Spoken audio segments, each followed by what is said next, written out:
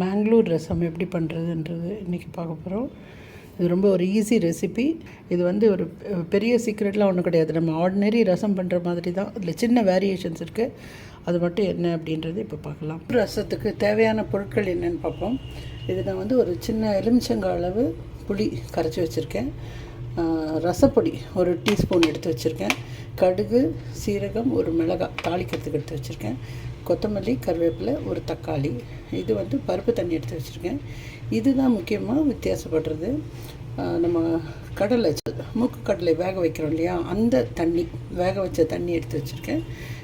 மிளகு, சீரகம், கொஞ்சம் உப்பு, எண்ணெய், இவ்வளோ தான் நமக்கு தேவையான பொருட்கள்.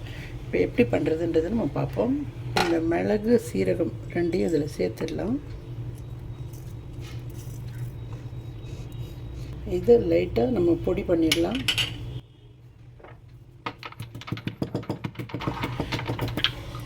இப்போ இதை வந்து நல்லா இடிச்சிட்டேன். பார்த்துக்க, இது ஏற்கனவே நம்ம ரசப்பொடியிலே இருக்குது. இருந்தாலும் இது ஃப்ரெஷ்ஷாக போடும் பொழுது இது ஒரு நல்ல டேஸ்ட் இருக்குன்றதுனால இப்படி போடுறோம். தக்காளியை பொடியாக கட் பண்ணியாச்சு. இப்போ நம்ம செய்முறைக்கு போகலாம். ஒரு பேன் அடுப்பில் போட்டுட்டோம். முதல்ல இந்த பருப்பு தண்ணியை சேர்த்துட்றேன். புளி தண்ணியும் சேர்த்துட்றேன்.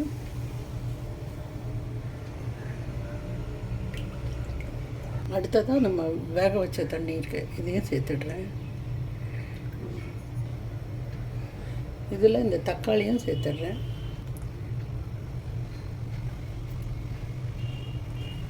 இது நல்லா கொதிக்கட்டும். இப்படி ஒரு மூடி போட்டுட்டிங்கன்னா இது சீக்கிரமாக கொதிக்கும்.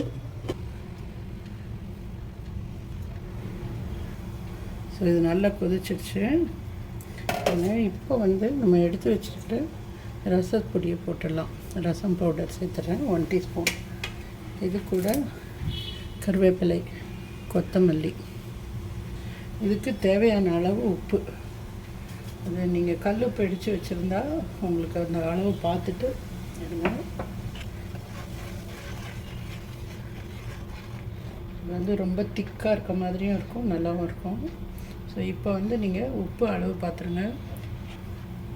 இன்னும் கொஞ்சம் தண்ணி ஊற்றி இது கொதி வந்த உடனே இறக்கிடலாம். நம்ம முதல்ல கொதிக்க விட்டது புளி வாசனை போகிறதுக்காக. இப்போ பொடியெல்லாம் சேர்ந்து கொதித்த உடனே எடுத்துடலாம்.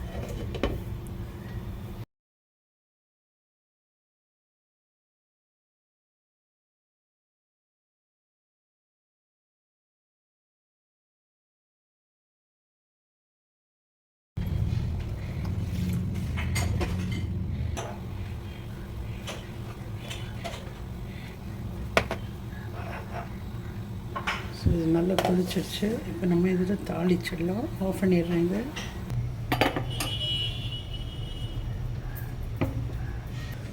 இதில் கொஞ்சமாக எண்ணெய் சேர்க்குறேன்.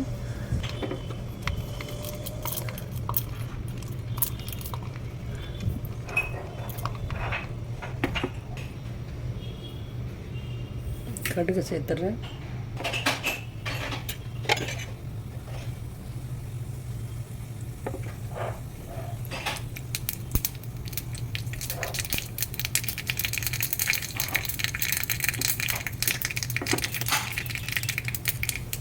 கடுகு வெடிச்சிடுச்சு. இதில் கருவேப்பிலையும் சேர்த்துட்டு இதை நான் ரசத்தில் சேர்த்துட்றேன்.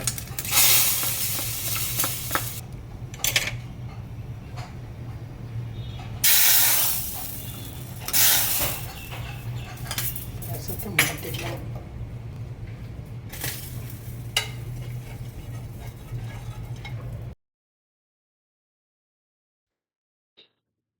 இதுதான் மேங்களூர் ரசம். செய்து பாருங்க, உங்க எல்லாருக்கும் பிடிக்கும் நம்புறேன்.